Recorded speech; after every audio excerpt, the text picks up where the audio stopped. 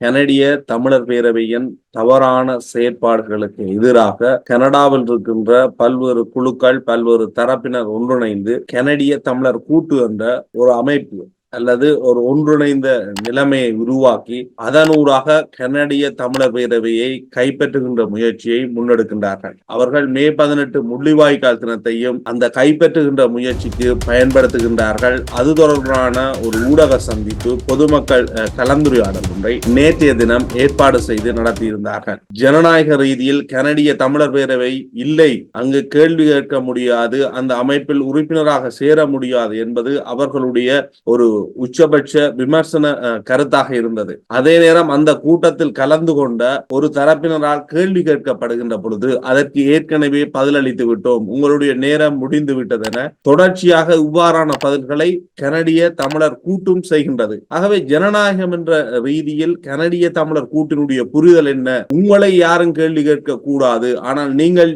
மற்றவர்களை கேள்வி கேட்போம் என்பதா? இது தொடர்பில் தான் இன்றைய பார்வைகள் விரிகின்றது. தமிழில் விடுதலைக்காக மரணித்த மாவீரர்களுக்கும் ஸ்ரீலங்கா இந்திய அரச பயங்கரவாதத்துக்கு பலியான மக்களுக்குமாக அமைதி வணக்கத்தை செலுத்திவிட்டு இந்த நிகழ்வை இன்று ஆரம்பிப்போம். இப்போ இவ்வளோ காலம் அங்கே நீங்கள் போனீங்கள், அடுத்தது எங்களோட முதல் அலுவல் எங்களோட ஜெனசைடை ப்ரூவ் பண்ணுறது தான். இவையெல்லாம் திருத்துறது எங்களோட வேலை இல்லை. இதுதான் எந்த இது. இவ்வளோ நாளும் எங்கே போனீங்களோ தெரியாது, திடீரென எல்லாரும் வந்திருக்கிறீங்களோ ஒரு கூட்டம். ஓகே, நீங்கள் என்ன கலந்து கொண்டதுக்கும் உங்களோட கருத்துக்கு நன்றி. தேங்க்யூ. பதில் சொல்ல மாட்டேன். இல்லை, நாங்கள் இந்த கேள்விக்கு நாங்கள் ஏற்கனவே பதில் சொல்லிட்டோம். நன்றி.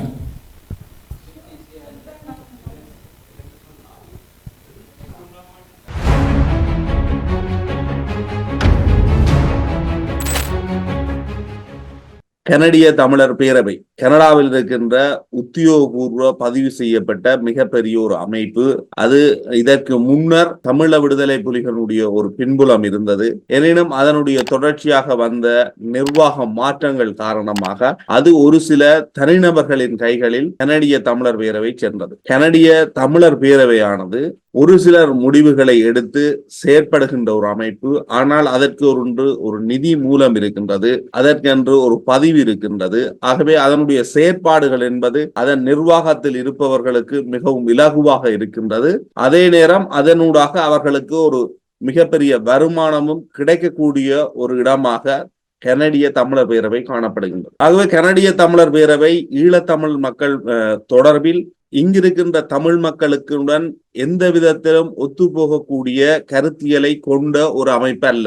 ஆனால் ஈழத்தமிழர்களில் ஒரு சிலருடைய கருத்துக்கு இசைவான ஒரு அமைப்பாக அது இருக்கலாம். ஆனால் பெரும்பாலானுடைய கருத்தை அது பிரதிபலிப்பது கிடையாது. குறிப்பாக மே 18 முள்ளிவாய்க்கால் நினைவு தினம் ஒரு இனப்படுகொலை நாளின் குறியீடாக உலகமெங்கும் இருக்கின்ற தமிழ் மக்களால் பெரும்பான்மையினர்களால் அல்லது மனித உரிமை ஆர்வலர்களால் ஒரு குறியீடாக பார்க்கப்படுகின்ற பொழுது கனடிய தமிழர் பேரவை மட்டும் இனப்படுகொலை என்று குறிப்பிடுவதற்கு ஆதாரங்கள் போதாது என்ற அடிப்படையில் சிந்திக்கின்ற ஒரு அமைப்பாக இருக்கின்றது. மிக நீண்ட காலமாக அவ்வாறுதான் கனடிய தமிழர் பேரவை செயற்பட்டும் வந்திருக்கின்றது. அதனுடைய தொடர்ச்சியாக கனடிய தமிழர் பேரவை உலக தமிழர் பேரவையுடன் இணைந்து இமயமலை பிரகடனத்திலும் இணைந்து பணியாற்றியது, இணைந்து கையொப்பம் வைத்துக் கொண்டது. இலங்கைக்கு முக்கியமான தலைவர்கள், முன்னாள் ஜனாதிபதி மஹிந்த ராஜபக்ச போன்றவருடன் சந்தித்து இமயமலை பிரகடனத்தை கையளித்தார். இதற்கு எதிர்ப்பு தெரிவிக்கின்ற முகமாக கனடாவில் இருக்கின்ற ஒரு சிலர் அல்லது அங்கிருக்கின்ற சிவில் சமூகத்தினர் ஒன்றிணைந்து ஒரு கூட்டை உருவாக்கினார்கள். அந்த கூட்டு தான் கனடிய தமிழ் கூட்டு. இந்த கூட்டு கனடிய தமிழர் பேரவை நேர்மையாக ஜனநாயக ரீதியாக செயற்பட வேண்டும், இனப்படுகொலை என்ற விடயத்தினை அவர்கள் புறமொதுக்க கூடாது, தமிழ் மக்களுக்கு நடைபெற்றது ஒரு இனப்படுகொலை தான் என்பதை அவர்களுடைய நிலைப்பாடாக கொண்டிருக்க வேண்டும். அவர்கள் தன்னிச்சையாக ஒரு சிலரினுடைய கட்டுப்பாட்டுள் இயங்குகின்ற அமைப்பாக அந்த அமைப்பு இருக்கக்கூடாது.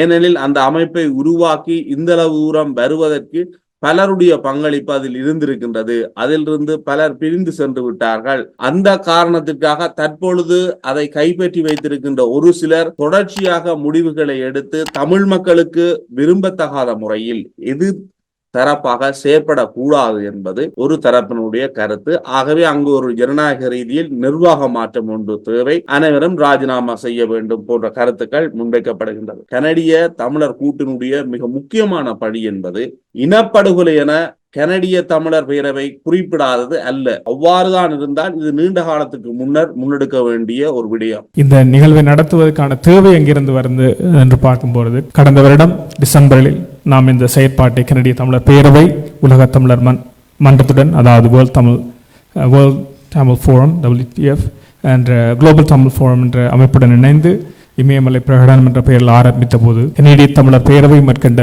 ஒருதலைப்பட்சமான நடவடிக்கைகளால் நாங்கள் அனைவரும் மிகுந்த அதிர்ச்சியும் ஏமாற்றமும் அடைந்தோம். சிடிசி எமது சமூகத்துடன் எந்த ஆலோசனையும் இல்லாமல் இமயமலை பிரகடனத்தை புத்த மத தலைவர்களுடன் இணைந்து செய்தது மற்றும் இலங்கை அரசாங்கத்துடனான அவர்களின் ஈடுபாடு, குறிப்பாக மஹிந்த ராஜபக்ஷவுடனான அவர்களின் சந்திப்பு என்பன மிகவும் கவலை தரக்கூடியதாகவும் எமது மக்களின் அரசியல் சமூக விருப்புகளை கருத்தில் கொள்ளாதது என்பது எமது மக்களுக்கு மிகுந்த கரிசனையை உண்டு பண்ணியும் இருந்தது. கனடிய தமிழர்களை அர்த்தமுள்ள வழியில் ஈடுபடுத்த தவறியதன் காரணமாக இத்தகைய ஒரு தவறான நடவடிக்கை பேரவைக்கு சாத்தியம் ஆனது என்பதை ஒரு கூட்டாக நாங்கள் அடையாளம் கண்டோம். அவர்களின் உறுப்பினர்களை ஈடுபடுத்துவதற்கும் அவர்களின் சொந்த உறுப்பினர்களுக்கும் பொது சமூகத்திற்கும் பொறுப்பு கூறுவதற்கும் அமைப்புக்கு தேவையான கொள்கை, நடைமுறைகள் மற்றும் கட்டமைப்புகள் உள்ளன என்பதை உறுதிப்படுத்த சிடிசியின் சீர்திருத்தம் தேவை என்பதையும் நாங்கள் கண்டறிந்தோம்.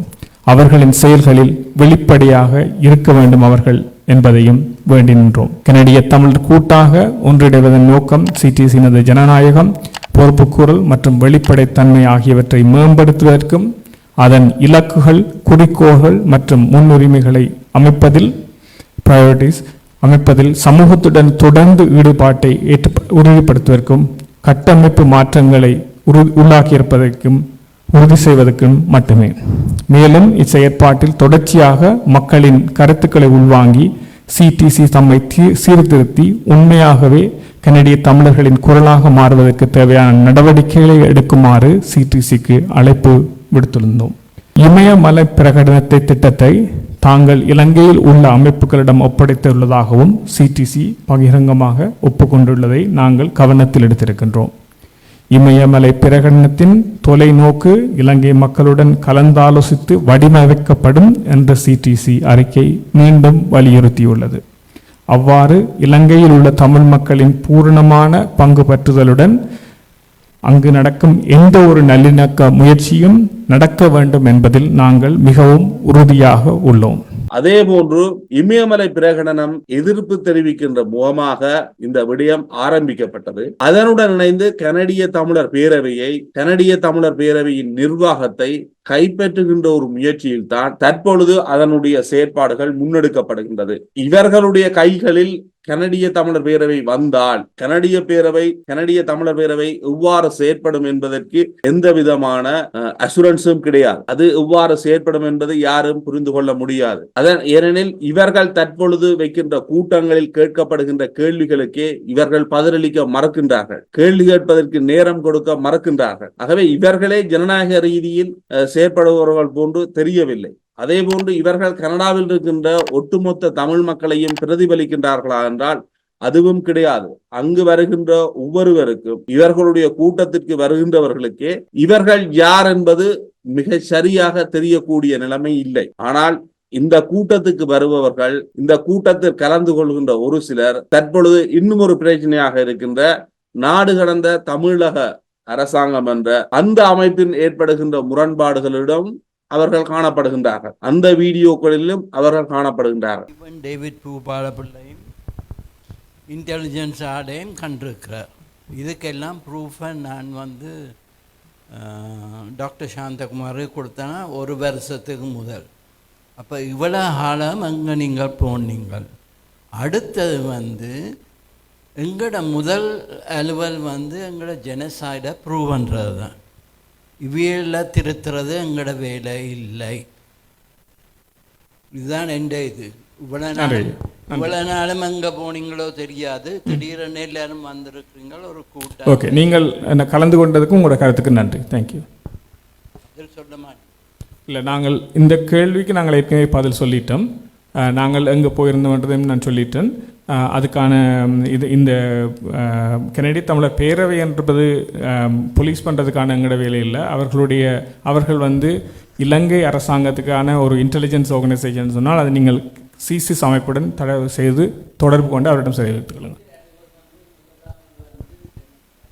நன்றி. ஓகே, நன்றி.